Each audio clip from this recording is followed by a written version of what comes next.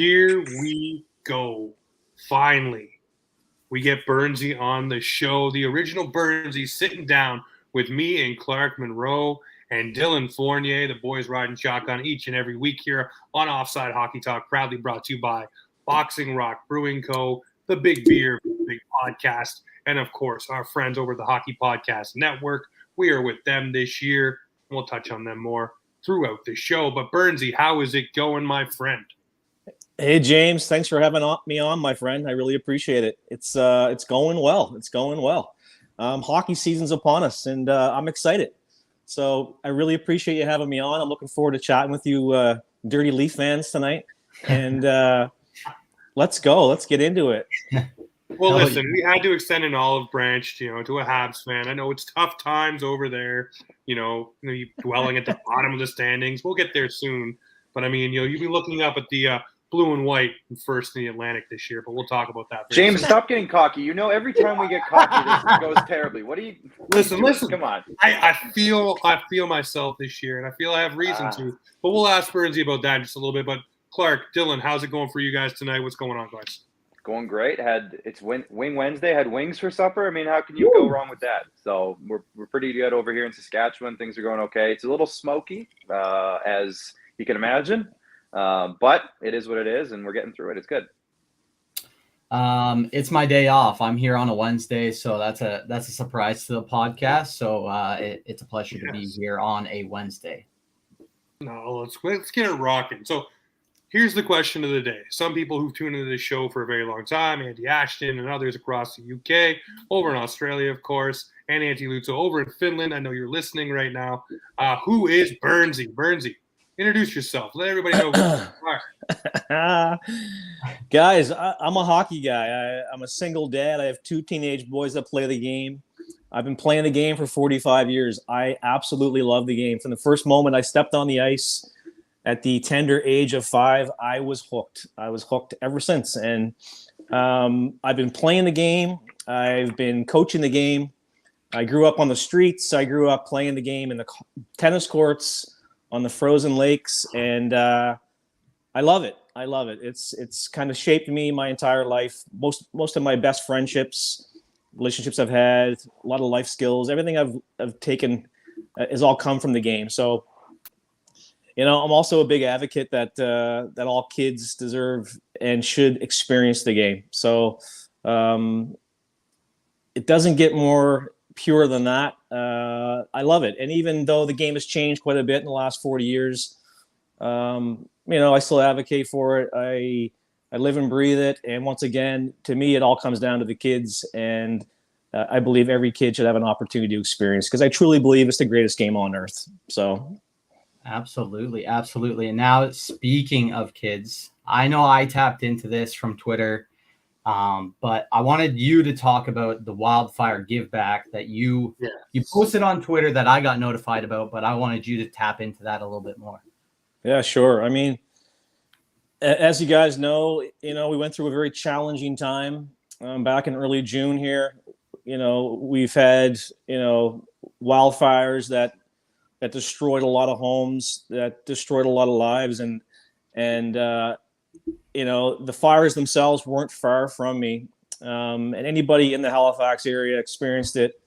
And I just wanted to do something, the frontline workers, the firefighters, the ones that were really on the front lines, battling those fires, trying to save homes. They're the true heroes in it all. And, day after day, sitting here, I wanted to do something. I volunteered at one of the local warming centers, and it just didn't feel like enough.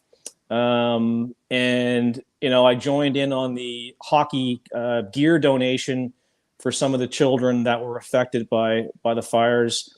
And I just wanted to do something else. So just all of a sudden one day, as you guys know, I'm an avid card collector, and I just wanted to do something for the kids. And so I just fired out a message on Twitter just to see if there was anybody listening that were affected by the fires. And lo and behold, I received a few responses. One from a family that lost everything. They lost their home. They lost all their belongings. And I didn't even know he was actually following me. And so I knew at that point I wanted to try to help. So I sent out another tweet asking people to help donate cards, collectibles, anything we can do to try to put a smile on their face and try to ease some of their pain. So the response that I received was incredible. Honestly, it put a lot of faith, it renewed a lot of faith in humanity for me.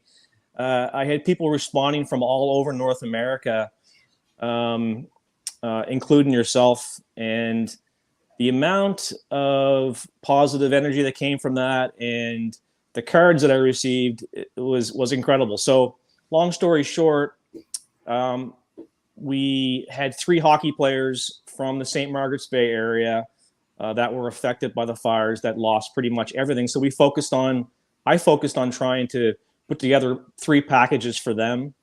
And once again, the outpouring of support was incredible. And I met with one of the families and one of the fathers and one of the 9-year-old boys that plays the game. They're all 3 of them were hockey players. So of course, that was pretty dear to my heart. And to actually lose everything, it's hard to kind of comprehend, but, I know it was a small thing, but, the amount of cards I received from everybody, it was insane. It was absolutely incredible.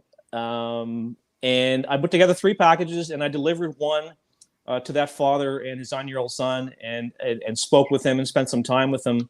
And it was really humbling, and they were very appreciative of it all. And the other 2 packages I dropped off, and I had a contact in the Tassa Minor Hockey Association. She was great, and I dropped those off for the other 2 families. And like I said, I mean, they're in the process of building new homes. They're in the process of trying to find a place to live.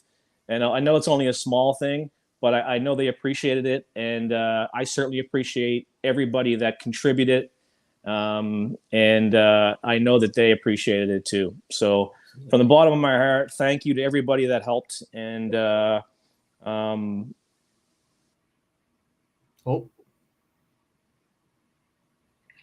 we lost Burnsie for a minute there, but yeah, no, exactly what he's saying is there he is. There he is. He's back with us. Exactly what he's saying. I mean, it tugs on your heartstrings. It's something good to do.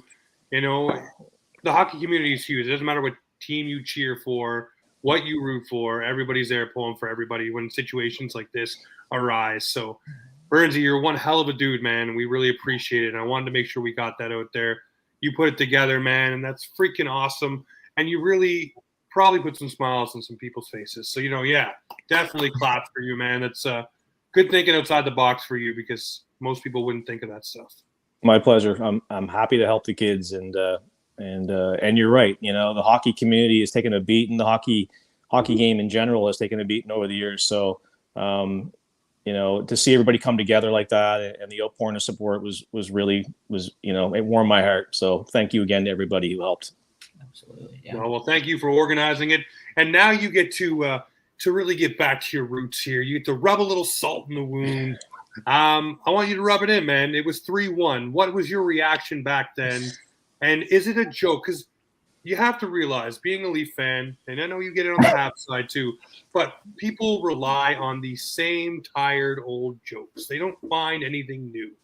So is 3-1 for you a go-to joke, or is it just one that maybe sometimes you throw out there just because? Here's the thing, okay? The Habs have not been much of a competitor for the Cup since '93. So it's been a long time. And believe it or not, I mean, to me, I can't believe it's been that long. Honestly, they were the pinnacle of hockey in the 70s and 60s and even the 80s. They're always competing. So, I got a lot of respect for the organization until, everything changed in '93. So to me, it's been a steady downhill spiral since. So to answer your question, James, it was a small victory. I very much enjoyed it. I was trolled on a regular basis up until the point where it was 3-1, and all of a sudden the Habs started to claw back. And people call it the COVID Cup. You know, Yeah. it was 2000. It was 2021, and the Habs wouldn't even have made the playoffs if it wasn't for the realignment that they made because of everything that went down. But it was a great experience. It was fun. You know, I sat here with Pizza Girl, and we enjoyed every game. It was 3-1, and you guys can look back at that as an opportunity that was lost. Honestly, we do. But, I do. I do. I bet you do. And Carey Price was incredible. I mean, there was a lot of great things that came out of it. But it would have been interesting to see if they actually would have won that year over Tampa. It would have had a little asterisk beside it. All you Leaf fans would have put a little asterisk beside it. Yep. But if the Leafs would have won, there would have been no asterisk. Yeah. It would have been all good. I'm sure. Listen, to some of us, there would still be an asterisk. We would say the same things after we celebrated it a little bit, though. We would definitely, we would hold on to that for a little bit, but then say, you know what? Yeah, no, there is an asterisk, no problem. But we still won it. It's still a cup. Still counts. And at the end of the day, none of us cap to won Corey Perry, right? That's the real. Oh my God! So good, fond memories. There. Fond memories of it all. They didn't pull it off, but they did make it all the way. So I'll take the small victory. I'm not the type that'll gloat longer than maybe a year or so. Unlike some other Habs fans, but rolling into the season, I expect the Leafs. I expect the Leafs to win the Atlantic again. Honestly, they're well positioned. I really do like the acquisitions that they made in the offseason. And as you guys know, I follow the Leafs quite closely, as I do with most Canadian teams. But growing up in Nova Scotia, James, as you know, you're either a Habs fan or you're a Bruins fan or you're a Leafs fan. You know what I mean? And then outside of that, it's Pittsburgh because of Crosby and Colorado because of Nathan McKinnon. Yeah. But I like the pieces that they acquired. I do like the Reeves acquisition. I'm a huge fan of Tyler Bertuzzi. I think he's gonna add a grit factor and some positivity to that group. He reminds me of Darcy Tucker in a sense, and you bring that back to the team that was sadly missing that over the last few years. And Max Domi, right? He's not going to hurt you either. So I really think that they should be competing for the Atlantic. Montreal will be hard pressed to make the playoffs.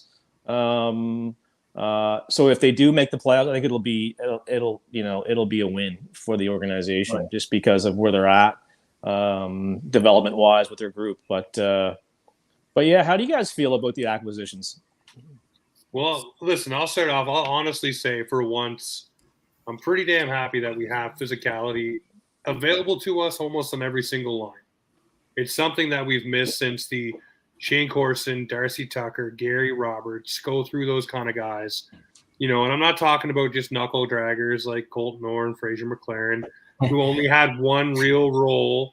You guys can scoff at that if you want, but it's true. You really didn't add very much. And listen, I know Ryan Reeves isn't going to add you 15 to 20 goals, but he'll probably pot you at least maybe 8 or 9.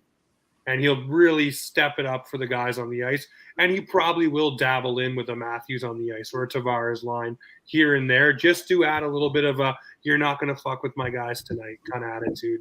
And I like that. And I like the fact of what he did to Evander Kane. He went over to him in Edmonton and told him, either we can fight or I can make McDavid's night a long night. What do you want to do?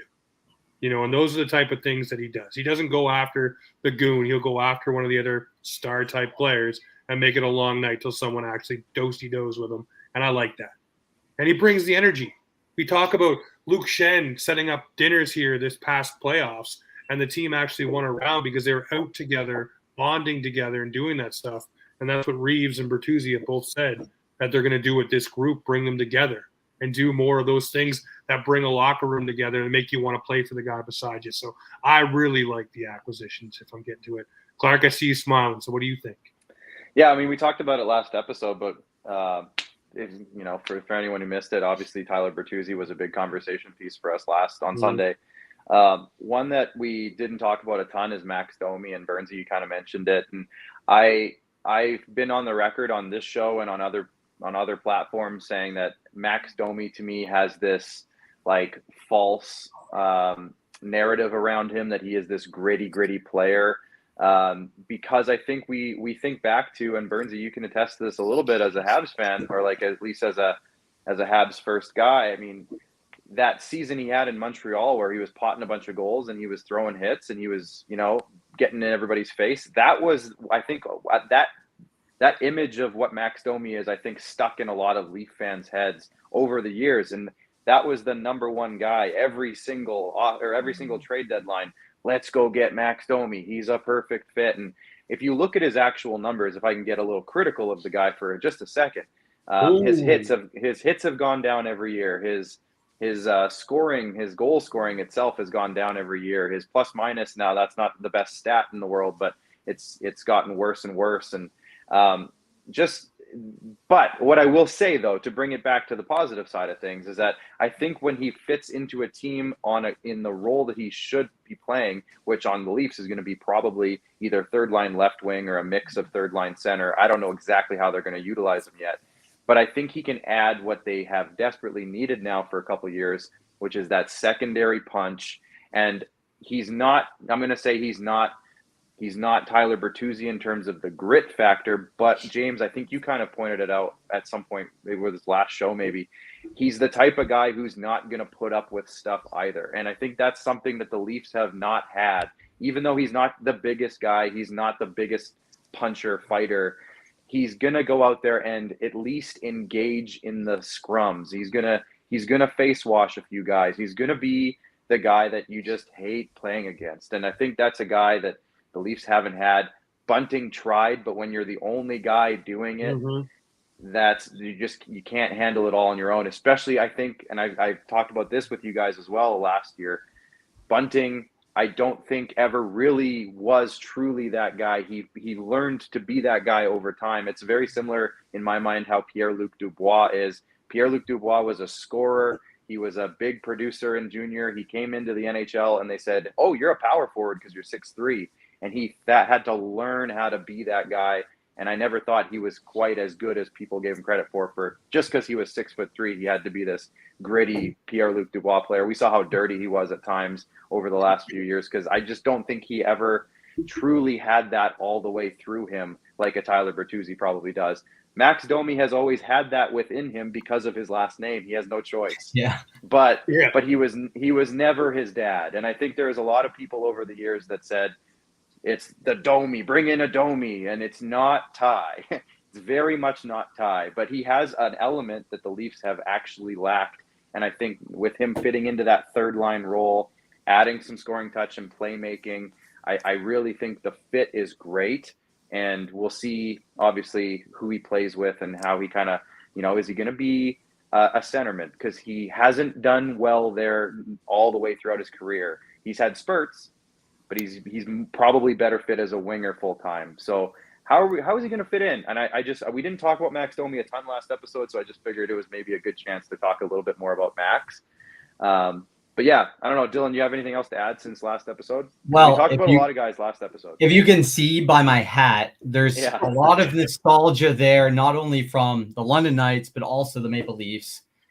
Domi's coming to play for his hometown. I think that says a lot. And I think come June or January 1st, he's probably going to sign a longer deal.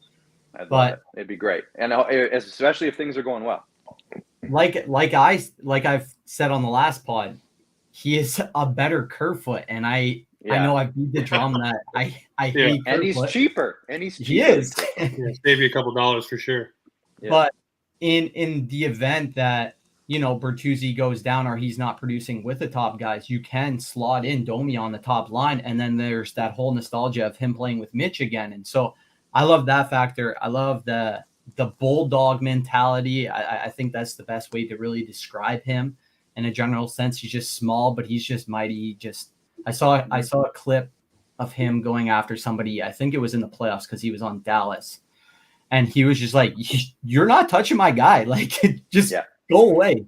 And how many times, Dylan, did we say last year and over the last few years? You want to see Bunting do that shit? And Bunting was the only guy, but you see Matthews in a scrum, and he's getting dragged by his collar and nobody's doing a single thing about it. And Max Domi's, again, he's not going to go out and throw fists every single night, but he's not going to put up with that stuff. Tyler Bertuzzi's not going to put up with that stuff. Ryan Reeves is not going to put up with that stuff. Exactly. Even we saw little spurts of it with Matthew Nyes. Now, he's very young. I don't want to put a whole lot of pressure on him to be that guy, but I think he has a little bit of that in him. And, it's just we're seeing more of these guys now. And even on defense, you see Jake McCabe. He's not going to put up with that kind of stuff. So, there's more of those guys around on the team now. And I think we said this last week or on Sunday. That was Brad Treliving's. You can tell that was his MO. That was his, this is my offseason goal. We're not going to put up with this stuff anymore. And I have to find guys who can back that up. It's the energy that he brought in a great way rather than in scoring like in the free agency pool. So I love it. I see every single line has a little bit more grit now. And that's something that we've needed for years. And rather than Matthews just laughing in someone's face, now he can have somebody running up. Somebody do something. Well, I want to ask Burnsie about two guys, because we're talking a lot about the guys who got some snarl, but there's a couple of guys that Leafs Nation, one, we like to hype up our prospects, which is, any fan base does that. Hello, Habs, Slavkovsky. Hopefully on this year. But I want to ask you, Matthew Nyes, everybody in Toronto is excited. We watched the kid come in. He was doing good, stick lifts. He was physical, moving guys off the puck. Burnsie, you watch a lot of prospects come in, obviously now with the Habs, where they've been situated in the standings, and that's not a shot, but you got to see guys come in, really cut their teeth. Now you have this guy who's coming in with the Maple Leafs, who's got some fanfare and expectation. I want to know from you, what do you see from Matthew Nyes? Do you like the player? Does he bring enough? Or is it really just way too much smoke up his ass from Leafs Nation? Oh, probably is either way, yeah. I'm glad you brought it up because I watched the playoffs religiously, and Matthew Nyes stuck out big time with me. Very impressed with how he carried himself on the ice. Very impressed for a fellow that came from college and just popped into the show. And he was a guy that I want to talk about. I mean, he has a lot of upside. I expect him, if he stays healthy, and that's always a key word with a lot of these guys is health. And he is going to add some stability, I think, to, that top nine, whether he's, in the top 6 or the top 9 or whatever, or he works on a fourth line basis. I like what I see. He has some grit. He's got great hands. He moves well. He's got a big body. He's not afraid to get in front of the net. And really, honestly, watching the playoffs last year, and I watched all the Leafs games, he stuck out to me. Like, he was a guy that I said at the end of the game, I was like, shit, man. This guy is a player. He is going to make a difference for the Leafs. So, we talk about Bertuzzi and we talk about Domi and Reeves, but here's a guy that is another real. I mean, I guess he's a rookie this year, in the grand scheme of things. But I think he's going to help the team out big time. Yeah, and I'm glad you guys are excited about him. You guys should be excited about him because people give shit to Dubas and what he did, but to bring him over, and for what he accomplished, even though it was only the 2 rounds, whatever. But I was very impressed with the guy. I really was. Like, I was kind of surprised. I didn't even know who he was, and he contributed out there. He was a factor out there. He got under people's skin, and every shift that he was out there, I found that he was a contributing factor in anything positive that was happening on the ice. Yeah, I really like the control of his stick, like stick lifting guys and using his body, shielding along the boards. Obviously got that pass to John Tavares. His board work led to the overtime goal for the Leafs moving on to the next round. So, I mean, that right there speaks to, just where he is with his poise. Like you said, a young guy coming in should have a little bit of jitters and nerves. He didn't look like it to me. The other guy I want to ask you about, Burnsie, we're going to skip over Robertson because he is what he is at this point. I think he's made of glass. But I want to ask you about Nylander because in Leafs Nation, of course you want to talk about William Nylander. He's either we're talking about Alex every Alex single Nylander. night, or you absolutely hate what he does every single night. But for me, I've come to the thing. It's you're going to get your goals. He's not going to have your board play. He's not going to be super physical, but he will get you 40 goals and sometimes some timely ones at that. But that's what you get from William Nylander. He is like a Kovalev to me. When he's on, he's dominant. When he's not on, you don't notice him. That's All right. That's actually, I like that comparison, James. I've never heard that before, and I really like that now that I think about it. Let's just say this, okay? He was like the bone of contention. I had trolls attacking me from every angle from 2020 to 2021 because I shit on him on a regular basis because of his inability to want to take a hit or go into a corner or get into those dirty areas. But I mean, how many players in the league are scoring 40 goals today?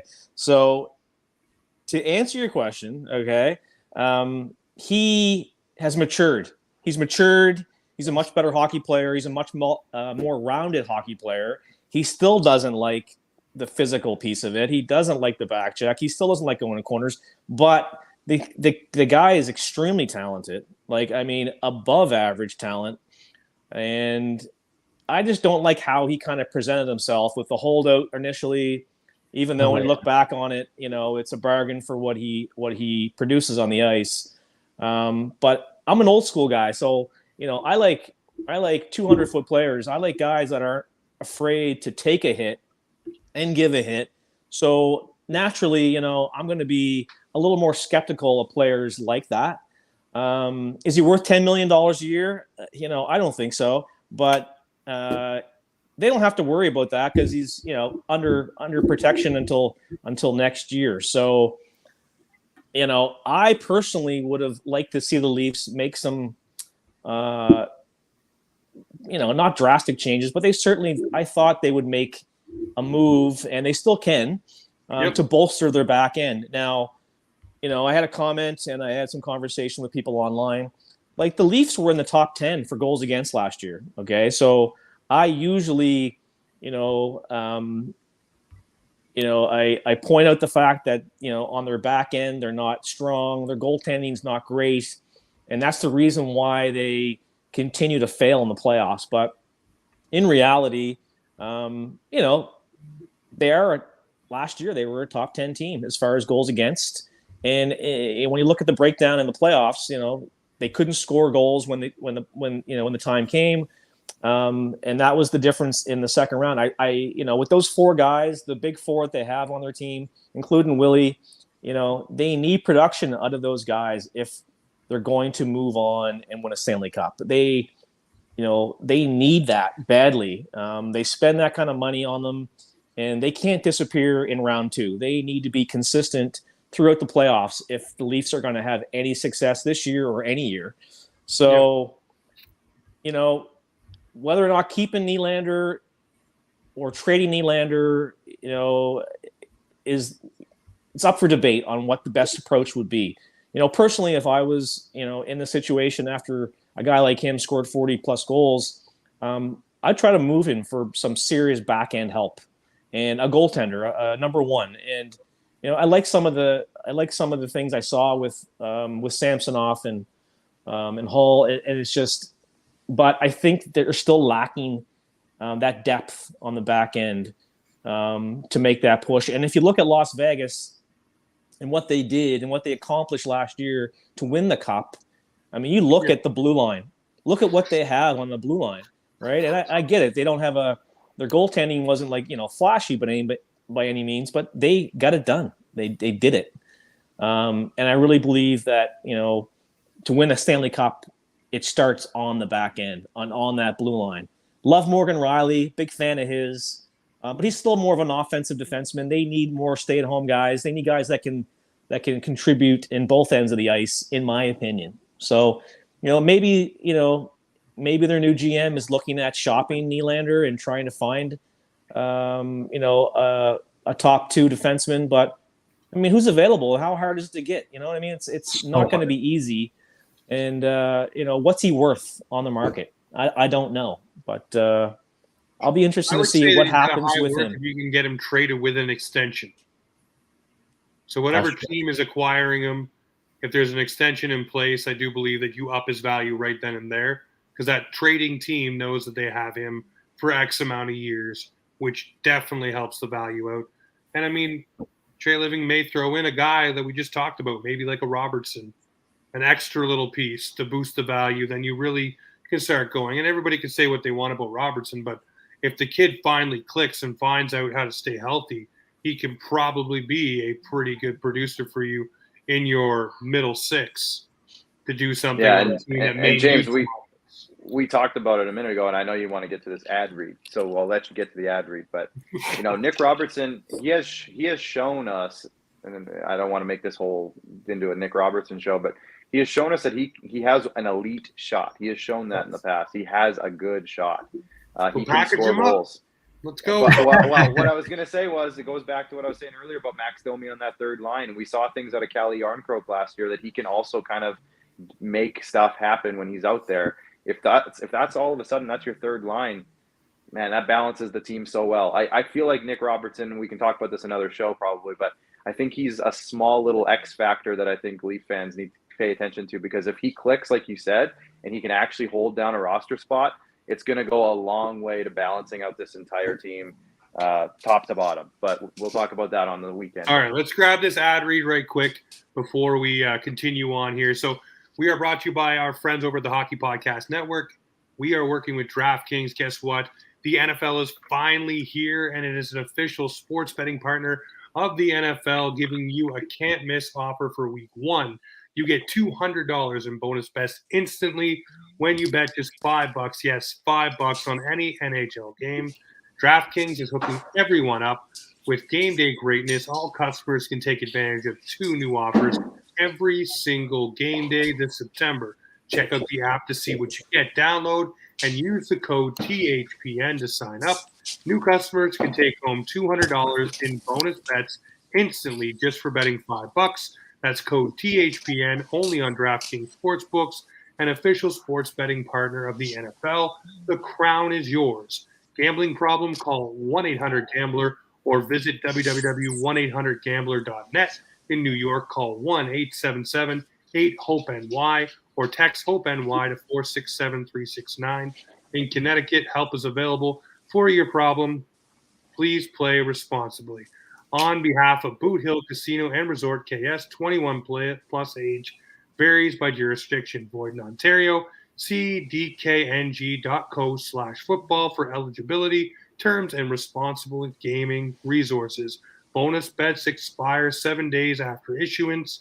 Eligibility and deposit restrictions apply. That's right, guys. I don't think James saw us doing any of the actions for that, but I think we made that so much better just by. Well, listen, it's a lot better than the last ad read we did in the middle of the show, where it was just me talking, but there was absolutely no. So that was perfect. So, hey, Let's spin it into the Habs here for a minute, though, because we've talked a lot about the Leafs. But, Burnsie, you're a Habs guy, and as you may know, most of us right here on this show, we don't really go poking around the bear too much. We enjoy talking about hockey. I personally like it when the Habs and the Sens are better because it makes it for better hockey for everybody. But the Habs, Slafkovsky, Caulfield, Suzuki, Harris, go down the list. What do the Habs have this year? And tell us why Habs fans should be excited, because I think that for me, I'm wondering what the net is going to look like this year for them. So prospect pool looks great. The young talent that they have there now is encouraging. The core of Suzuki and Caulfield. I really like the pickup of the Newhook and Kirby Dach. I mean, these guys are going to develop it. The big question mark is whether or not the Habs aren't going to, move them for nothing like they have with some of the other moves they've made in the past. I'm a little shell shocked over the years. We lost Chelios, we lost Patrick Waugh, we lost. Oh wow, you're going way back. Oh, he is going way back. I'm hardcore. And I like to think with Ken Hughes, and I love Marty St. Louis behind the bench, that they're going to commit themselves to developing these young guys, because the talent level is absolutely there. The guys coming up like Lane Hudson and Owen Beck, I mean, these guys are blue chippers in my opinion, but it's going to take a while to develop these players. And I love Caden Gooley. I think he's going to be a blue chip. He's going to be a quarterback on our blue line for us. Wi-Fi brings an element that the Leafs didn't have. The Habs have now. The Leafs now have. And, I love those rough and tumble guys that are young and they're passionate and they're not afraid to do what's necessary to win hockey games and stick up for their teammates. So I think the future's bright for the Habs. They are going to struggle to try to make the playoffs again this season. The Atlantic Division is insane. So, but listen, finally, Boston should take a damn step back. They should. They damn well should.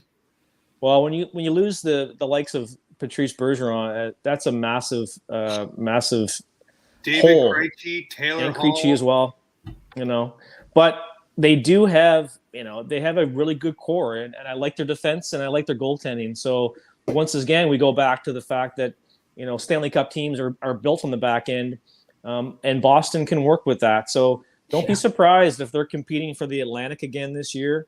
I love Florida in the Atlantic Division as well. The West is kind of up for debate. People may not believe it, but I cheer for the Oilers as well. I want to see Vancouver do well. It's been a long time. Anybody that's, Winnipeg and Calgary, Ottawa, even Ottawa, there's, a lot of positive things happening with the organization. Mm-hmm. So, and like you said, James, if those teams are improving and they're getting better, it overall it's just a better game for everybody. It's more entertaining. The games are, and the regular season's tough to watch these days. I have a hard time doing that, but start one of these podcast things. The regular season becomes a whole lot more fun. You can sit there and gripe and vent about it in front of people, and it works so much better. It adds more meat to the bone, at least to me, anyways. Absolutely. And like I said, going back to the Habs, they're soft on the back end and not soft in a way that, you think it is. It's just they lack the experience. Mike Matheson was a big surprise last year. But once again, the back end is where it all begins. And Montreal's lacking on the blue line. They're lacking in goaltending. And that's going to hurt them. So over the course of a long season, 82 games, you can only mask it for so long. We might win the November Cup. But yes, Clark wanted to know what the November Cup was. I think I knew what the November Cup was, but I just needed clarification. Yeah. The hype, yeah. I mean, everybody comes out, firing on all cylinders in October and November, and but it's not indicative of what happens through the course of the season. And it's no surprise as the months go on, things start to settle down. Yeah. But if Montreal makes the playoffs, I'll take that as a massive victory. But you know what'll happen? Here it is. I'll put it in the ether right now. The Leafs will win the Atlantic. The Habs will sneak in 8th and take the Leafs out in the first round. Oh my God! Can you imagine? You son of a gun! Can you imagine? Listen, I'm just trying to butter up Burnsie. That's all. I want him to come back on again. So you swing him one of those, he's going to definitely come back. God love you. God love you. And look, I have just a segue. For the fact that you guys have me on, I really appreciate it.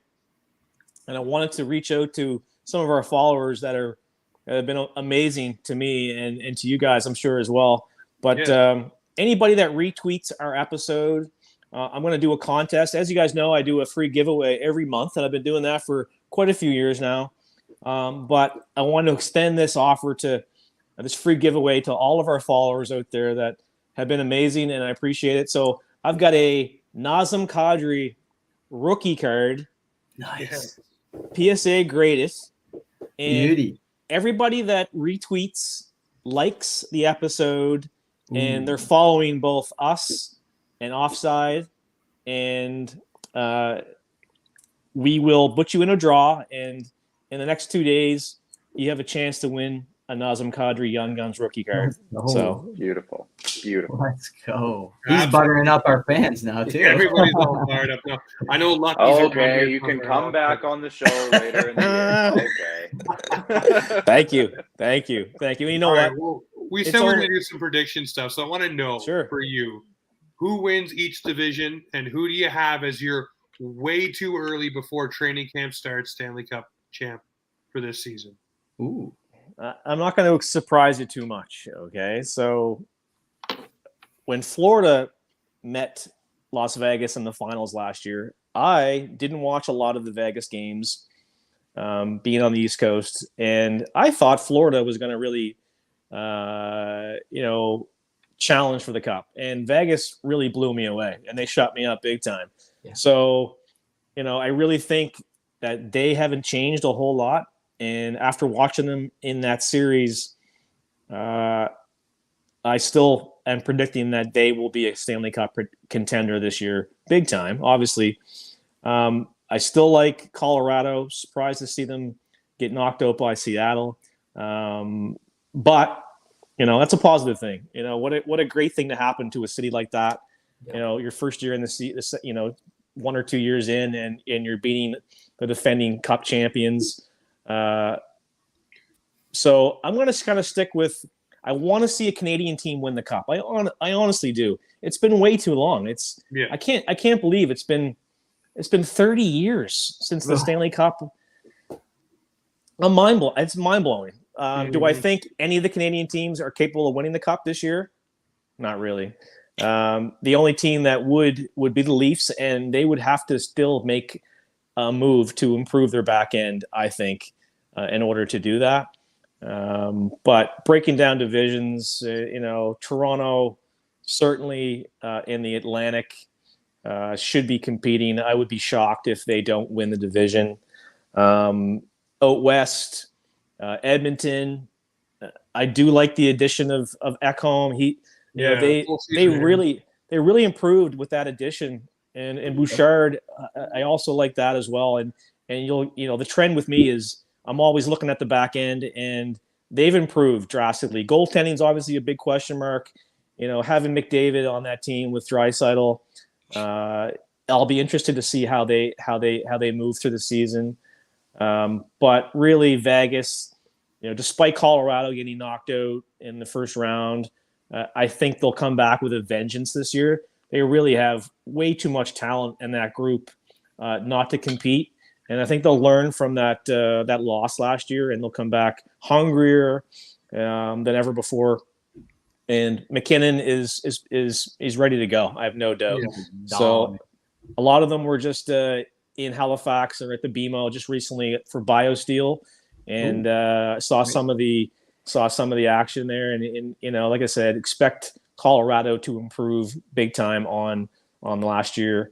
But I'm still kind of looking at Vegas, Florida. I'm a big fan of their game as well. I don't think Florida makes the playoffs. You don't think that Florida making the playoffs? Okay.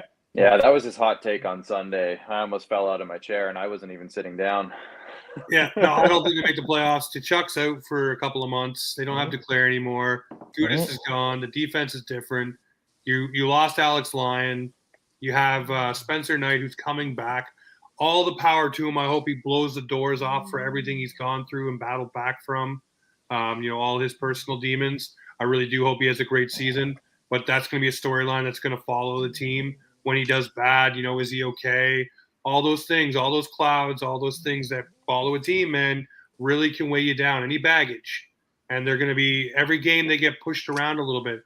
Well, wasn't it nice when they had Gudas? Or if they don't score a couple of goals? Wasn't it nice when Duclair was potting the extra couple? Those things will follow this team. I do. And there'll be a couple other guys, I think, that are hurt as well. It'll take some time to come back. So it depends on how deep the hole is that they're in when guys come back. But Boston seemed to do pretty good last year without some of their front runners, really set the tone. So, but I don't think Florida makes it. That's just my take. Call me crazy. Fair. Yeah, no. Fair. I think every single division is hard, but the top four of every division is pretty hard. Like I tried to predict it today, and my head is in a scramble just trying to think of it. Go look at the Atlantic though, and look at all of the teams in the Atlantic that have players that are either poised to take the next step on their teams, like the Habs. A lot of those guys are looked to take the next step this season, like Buffalo, Devin Levi. You got Tage Thompson. What's he going to be again? All those young guys on that squad expected to take a step. The eyes are playing in Detroit, expected to take the next step. So Ottawa brought in more players, expected to take the next step. So every team in the Atlantic is expected to either take a next step or keep a stranglehold on what they have. Hello, Tampa. Hello, Boston. Hello, Toronto. So if Florida even slips a little bit, there's a lot of teams with a lot of expectation and juice in the tank that can blow by. Yep. Yeah, and James, I said it on Sunday too. I think there's, in the Atlantic specifically, I think there's 3. there's 3 tiers. There's the top 3, there's the middle 3, or the middle 4, let's say, and then sorry, Burnsie, but I said Montreal is at the bottom. It's okay. But but like I really think that those middle 4 they could go any way. Like outside of, so I think Toronto, we said Tampa, I said Florida, but you could probably argue Boston or Florida is that maybe that third team, and then that middle 4, and I'll even include Montreal in this just for argument's sake.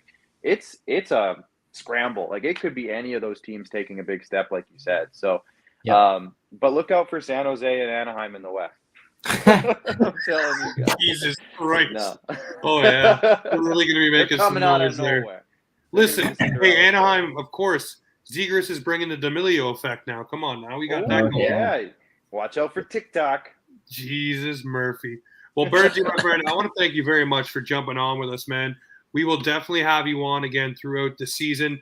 Everyone, I know you probably already do, but please go follow Burnsie. He's opinionated. He's awesome. He'll tell you how it is. There's no problem there. He's a Habs fan. That's okay. There's a few of them out there. We'd love to have him on, man. He's very knowledgeable, obviously knows his stuff. This has been a long time coming getting him on.